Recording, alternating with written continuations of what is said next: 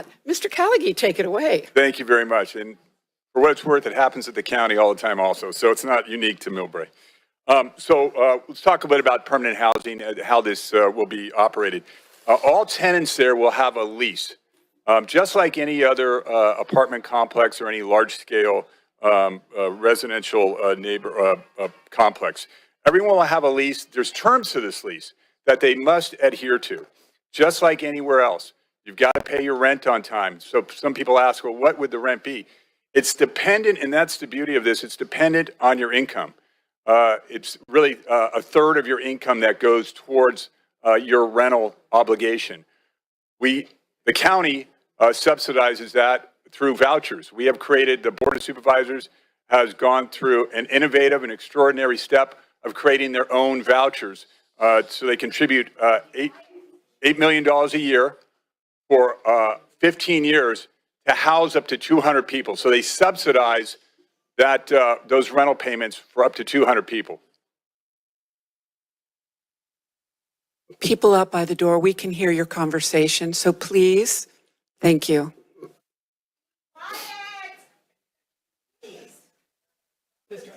Okay, so these are deeply, deeply affordable units for all type of income levels that will be supported there. What this does, and I think it's of particular interest in why permanent supportive housing or permanent housing of any kind is so important, because we've got to transition people out of interim to get more people in. There's got to be a throughput. I'd like to give you an example. We're working on a project now in an unincorporated area, 100% affordable housing unit off of Middlefield Road in San Mateo County. It's 170 units. Mercy is the operator. It has taken 8 years. We had the land. We've had the land. Taken 8 years to put the financing together, and we are just starting that now. It'll take another 2 years to build. 10 years in the making for 170 units. With this permanent housing complex and another one that we're looking at, we can turn almost 150 units into affordable housing in 6 months. That's the type of speed that we need to get to functional zero homelessness in this county. And that means we would have a place for everyone that wanted a home in this county, a house. These are human beings with a house, a roof over their head.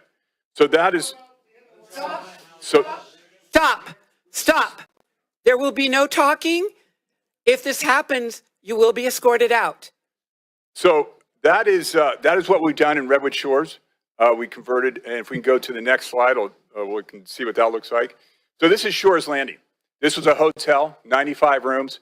They had kitchenettes in every room. We were able to turn this around in 6 months, and now houses 95 seniors from this community.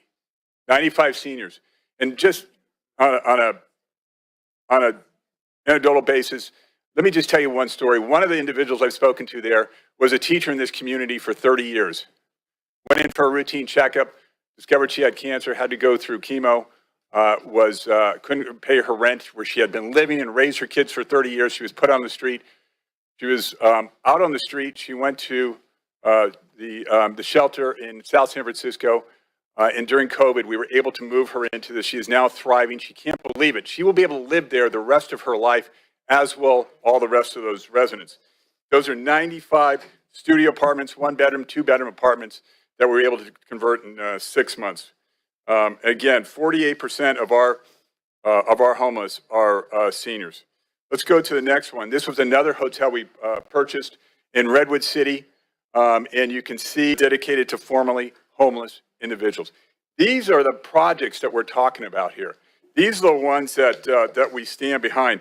Let's go to one more, Arroyo Green in Redwood City, where 25% of the units here are for formerly homeless individuals who have gone through interim housing, are now ready for permanent housing. These are the developments we're talking about here, and this is what we've been experienced doing in this county. We have units all over, and this doesn't even take into consideration the ones that are purely operated by Mid-Penn and other providers who have built their own, like some of the ones that we see out on the coast or in the rest of the county by our providers. Let's just go to the last slide here I have and talk about Octavia, who experienced homelessness after losing his wife and falling into depression. It's something that could happen to anyone.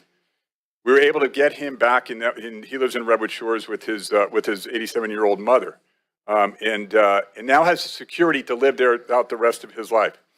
So let me talk about a couple other issues here. And so successful. That's why we're getting to functional zero in this county.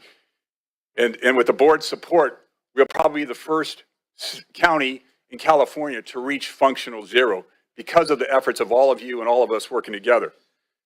But it still results in a loss. So what I've endeavored to do, talking with your city manager, is to try to soften that blow and give you additional services. So the first thing we're going to do is work with Mr. Williams to try to make up that lost revenue for 1 year. We will negotiate a settlement to that, and we will present that to the city like we've done with other cities who have requested it.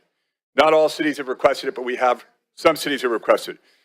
We're also going to, and I've spoken to the sheriff today, provide another sheriff's deputy to Millbrae for the foreseeable future to work on the streets of Millbrae and provide additional public safety. We're also going to provide a crisis response member. This is a clinician who will be embedded in your sheriff's office here, who will respond to calls with mental health. They will be out on the front. This is something that the board has supported in Daly City, South San Francisco, San Mateo, and Redwood City. They're embedded in the police department. When there's a mental health crisis call, they go out with police and they take the lead. It has been extremely successful in de-escalating situations with the community members who are in a mental health crisis. We believe these added services will benefit Millbrae.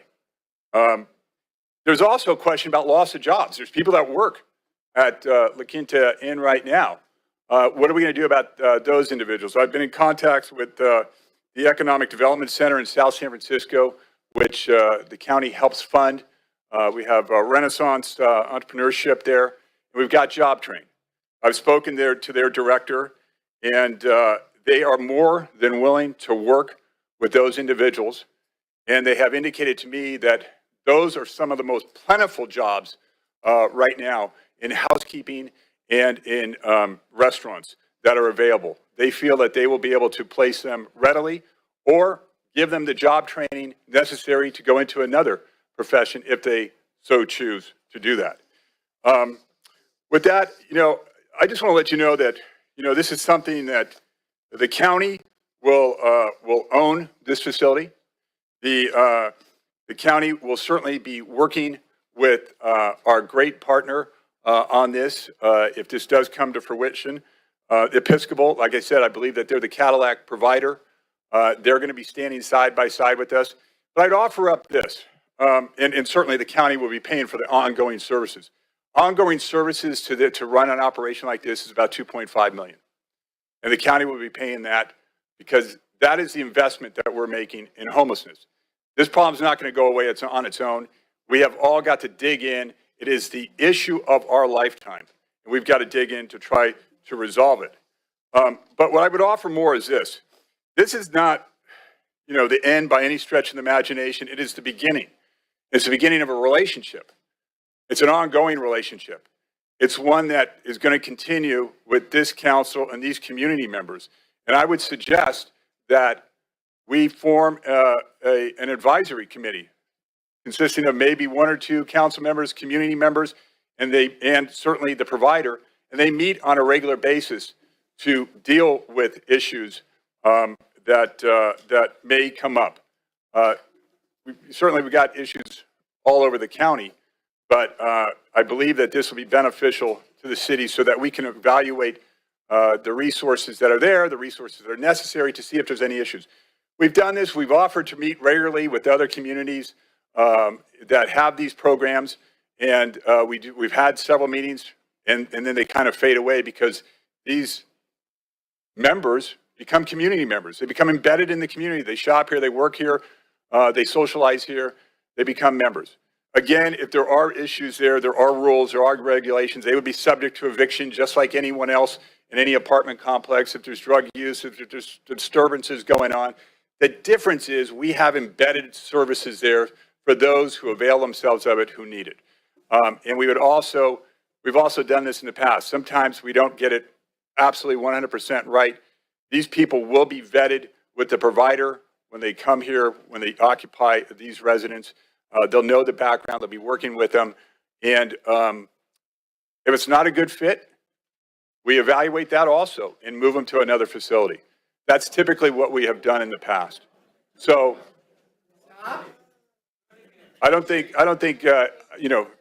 anywhere that, I mean, that could happen anywhere where there may not be a good fit for that community, for that apartment complex, for that building. I can tell you that it happens very rarely, but it does happen. So with that, Madam Mayor and council members, I'm happy to answer any questions you may have. Like I said, I have Beth Stokes here from Episcopal Community Services, ready, and Chris, her operations manager here,